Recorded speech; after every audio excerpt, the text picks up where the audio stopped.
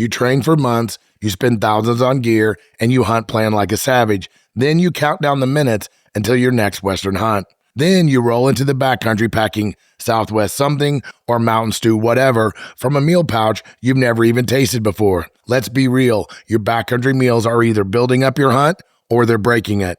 But before we dive into building your own backcountry meals, let's talk wolves again. The Colorado wolf carnage is back in the spotlight, this time in Aspen, Colorado. Joe Rogan just posted about wolves obliterating calves on a friend's ranch. Since then, the blood trail's only gotten longer. See a herd of tofu-chomping, REI-shopping, I pet a squirrel once, liberal voters thought it'd be cute to reintroduce apex predators into ranching country. It's the illusion that nature plays nice when you vote with a feelings-based field guide. In this episode of the Thrive Podcast, we're unpacking Joe Rogan's post, and we're going to break down why building your own backcountry meals might be the smartest move you make this season.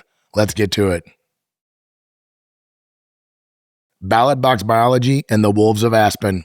I came across a post by Joe Rogan on the wolf situation that is unfolding quickly in Colorado. Joe posted about a wolf attack on a friend's ranch near Aspen, Colorado. Since then, the blood trail's only gotten longer. I've ranted about Colorado wolves before in Thrive Episode 3. I've included a link to that episode in the text description below. Colorado wolves, the gift that keeps on giving. Voters, mostly liberal voters I assume, decided that Colorado ranchers needed more apex predators in their lives. This happens when your only interaction with wildlife is a squirrel at the farmer's market. I mean, why not unleash 150-pound canine missiles into the backyards of people who actually feed the country? Well, guess what? Nature's back and she's got teeth. Just in the last few weeks, wolves have mauled and killed 7 calves, 1 cow, and wounded 5 more calves and cows. Over Memorial Day weekend, Crystal River Ranch, McCabe Ranch, and Lost Marbles Ranch each got hit. 2 calves are dead and several more are injured. These aren't isolated cases. This is systemic failure, a man-made wildlife disaster. The ranchers, they're now hiring guys to patrol at night with flashlights and air horns. That's right, because they can't use force to stop the slaughter of their cattle.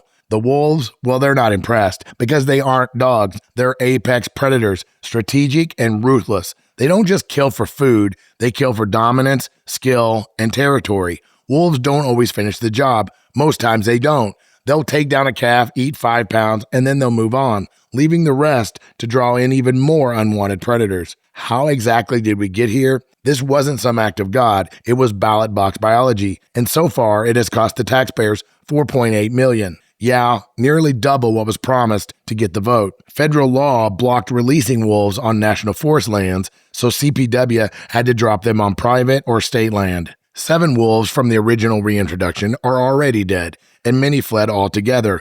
Colorado, in their infinite wisdom, might just be populating other western states with wolves. I smell some serious lawsuits coming, but don't worry, the state is here to help with non-lethal wolf hazing workshops, whatever that is. Meanwhile, some of the crazies in Joe Rogan's post comments are suggesting ranchers just switch to bison because they believe they are better able to protect themselves. Like you can trade in a herd of Angus cattle like it's an F-150 lease return. The truth, wolves do have a place on the landscape, but not without proper management, not dropped like bombs on ranchers who weren't given a say, a plan, or even the ability to defend their livelihoods. What's happening in Colorado isn't wildlife restoration, it's a bureaucratic experiment, and the cost is being paid in blood. You want balance? You want real conservation? Put the real wildlife biologist back in charge and get the emotional activist off the steering wheel. Unfortunately, Colorado is learning the hard way. If you ignore nature's laws, nature will write her own.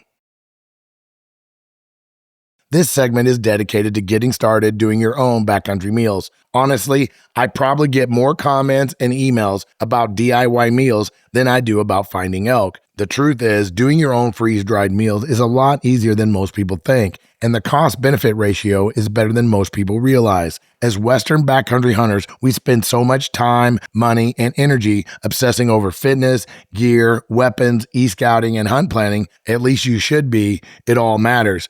Don't get me wrong, all of these are mission critical to your success or failure. But when it comes to nutrition and the actual food that fuels those hunts, most hunters just grab whatever's convenient and hope it gets the job done. Today, I'm going to help pave the way to making your own freeze-dried meals. If you're spending serious time in the backcountry and you need to perform at your peak, This is a smart move, no question about it. Store-bought freeze-dried meals have their place.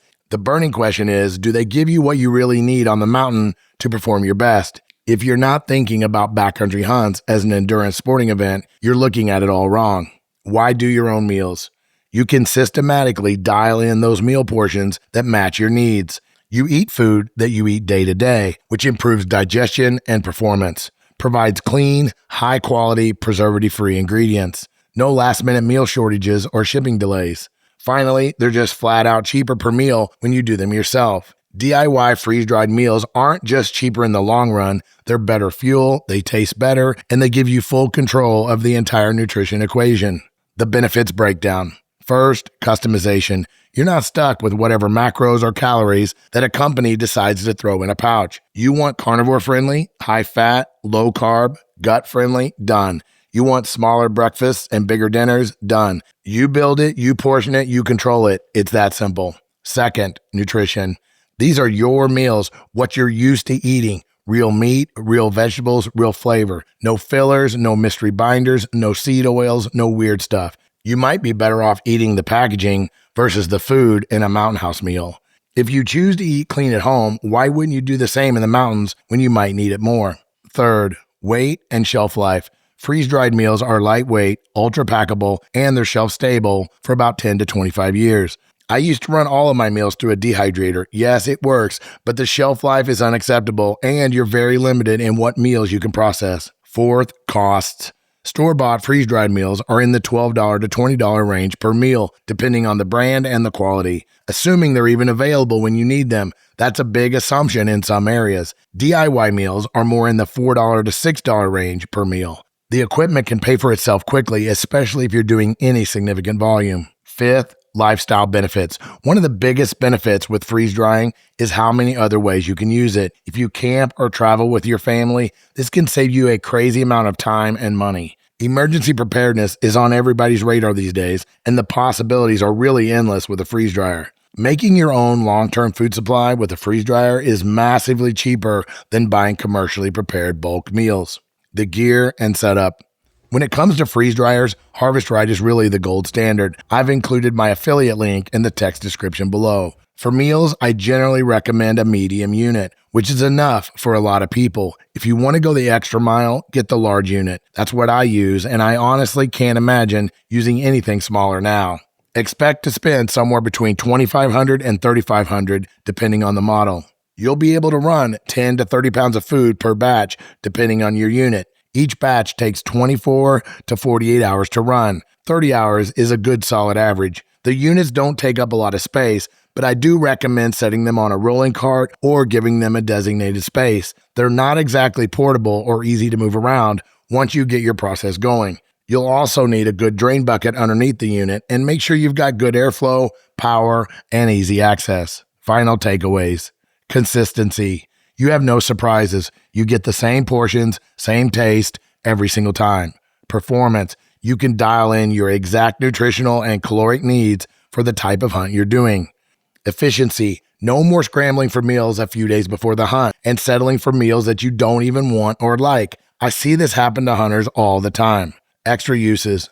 I promise you'll find all kinds of ways to use your freeze dryer, from emergency prep to camping to everyday snacks. It will quickly become part of your life system. You're not just saving money, you're building a self-reliant food system that supports your hunting performance. And when you're 10 miles in with 3,000 feet of vertical behind you, trust me, it matters. I'm always talking about controlling the controllables. Maybe it's time to start taking control of your food quality and taste, improving your performance, saving real money, and simply eating better on the mountain. If you need a little more help to get started, I recently published a DIY Backcountry Meals mini course that is now live at Treeline Academy. Thrive listeners can use the code THRIVE and get the mini course for only $5.99. That's less than half the cost of a single mountain house meal. Heads up for all you non-resident hunters looking to chase deer or elk in Idaho in 2026. There's big changes coming, and I've got mixed feelings. The Idaho Fish and Game Commission has officially approved a drawing system for non-resident general deer and elk tags. This means no more December click frenzies, crashed websites, and standing in those crazy lines. You'll apply in early December 2025, and the results will drop by early January. Here's the gist. You'll need a 2026 hunting license to apply, but there's no application fee. That's shocking coming from a Western state. You can submit up to 5 tag choices per species, and up to 4 hunters can apply together. This is really great news, and this has been one of my biggest complaints about the system. If you draw, you've got a deadline to pay up, or that tag will be gone. Tags that aren't claimed will go into a second chance drawing in January. Idaho is finally shaking up the system. If you want a shot in 2026, you better mark December on your calendar. Wolves are out there eating calves, politicians are out there eating taxpayer dollars, and half the internet thinks that bison ranching is as easy as a Netflix subscription. This is the world we now live in. It's noisy, it's unpredictable, and it's full of solutions that make everything worse for the people who actually live close to the dirt. But here's what you can control: your preparation, your fuel, and your performance in the backcountry. Your body is your engine, and the food you bring into the mountains is your fuel. Garbage in, garbage out. I hope you're enjoying these Thrive Vodcast episodes. Please drop me a comment, share it with your hunting posse, and be sure to subscribe so you don't miss the next one. The hunt does not always start at the trailhead. I'll see you next time.